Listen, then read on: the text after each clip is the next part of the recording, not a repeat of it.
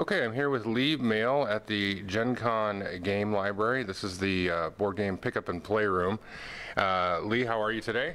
I'm doing well, thank you. How are you? Good, I'm doing great. And right now we are here Wednesday. This is pre-set up. You can see games in boxes. It's very, very quiet, very, very empty. And so Lee wanted to sit down for an interview. And he's also joined by his daughter, Marissa. Hello, Marissa. Hi. And so, Lee, when did you get started with managing the Gen Con library? In May of 2007, Gen Con approached me after the group that was previously running the library failed to comply with some requests that were made. And Gen Con got a hold of me and said, can you put together a board game library for the show in August? So in 3 months, contacting Mayfair, Rio Grande, Out of the Box, the companies that I knew at the time, because I also ran the board game hall. I pulled together about $15,000 worth of games, and that's how it started. Okay. And you didn't have this room at all times, right? You were somewhere else before this, right? The first incarnation was actually held inside the 500 ballroom, which was the board game hall at the time.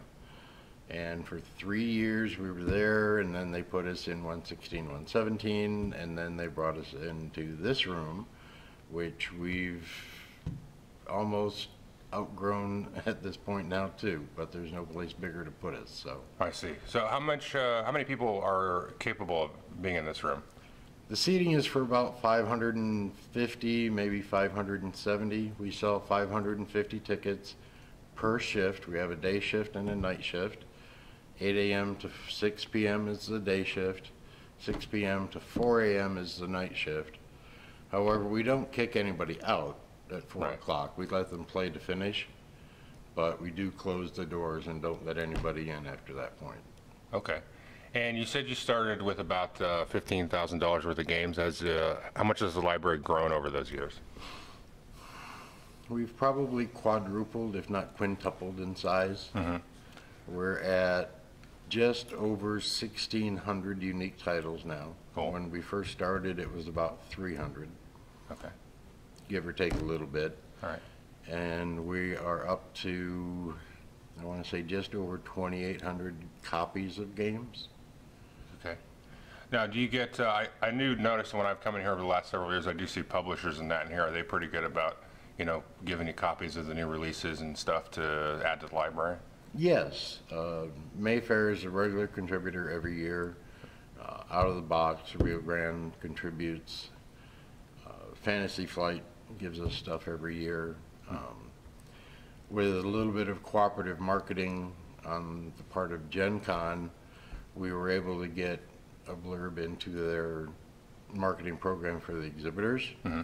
And I had at least 6 or 8 new companies contribute products this year.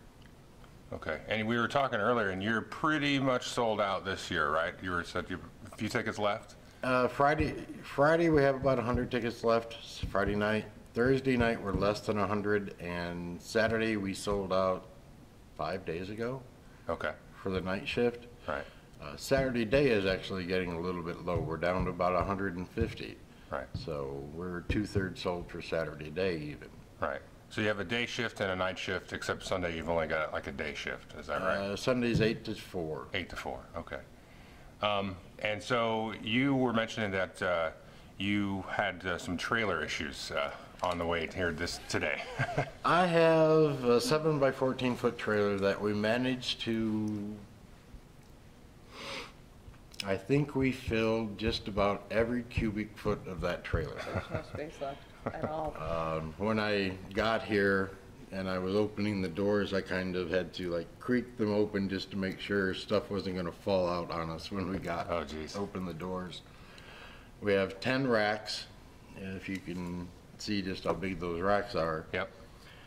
And all of these boxes and more boxes that are back there were in the trailer, and the back of my pickup was stacked side to side, front to back, 4 feet tall.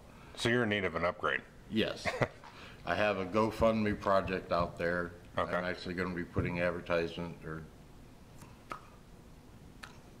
not billboards, but A sign. displays up on the racks. Gotcha. With the QR code, and I'm hoping that the generosity of the gaming community will help me get a new trailer. It's going to cost about $8,000. Okay. All right, good. And so are you passing on full control of the, how does that work? You mentioned on the email the other day there was going to be a little bit of changing of hands happening. About 2.5 years ago, I was diagnosed with stage 4 pancreatic cancer. Since then, I've begun the long process of passing the torch. I incorporated this year, and Marissa is now actually the primary owner. That way, when the inevitable does hit me, there's not going to be any legal issues about who owns the library and who controls it. And I've signed a 7-year contract with Gen Con for the library to be here, so Okay. it will be a seamless transition of ownership and control when she actually steps in and takes full reign. I have 30%, she has 35%, but with mutual agreement of the other 3 partners as well, I am still the president, CEO, whatever title you want to put to it. Mm-hmm.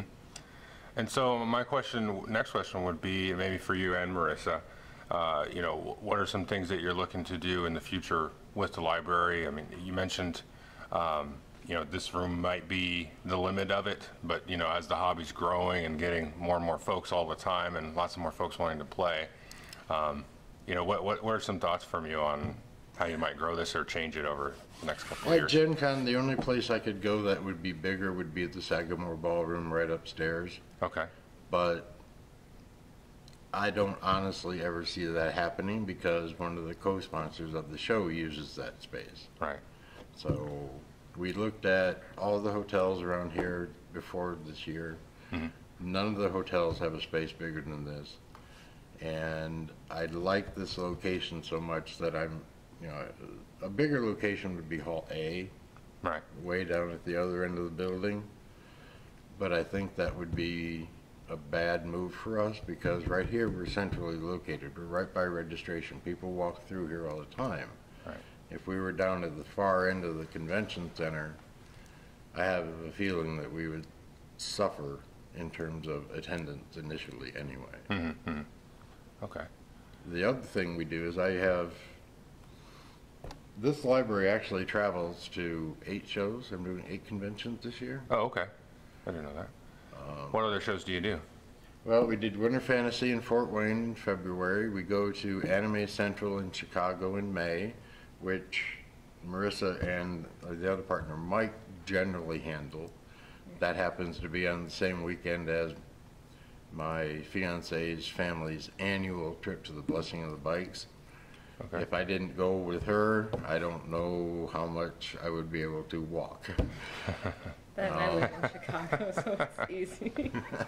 She lives in Chicago, and that's where Anime Central is anyway, so it's very convenient for her. Gotcha. I do AnCon, which is in Hudson, Ohio in May. I have 3 shows in September.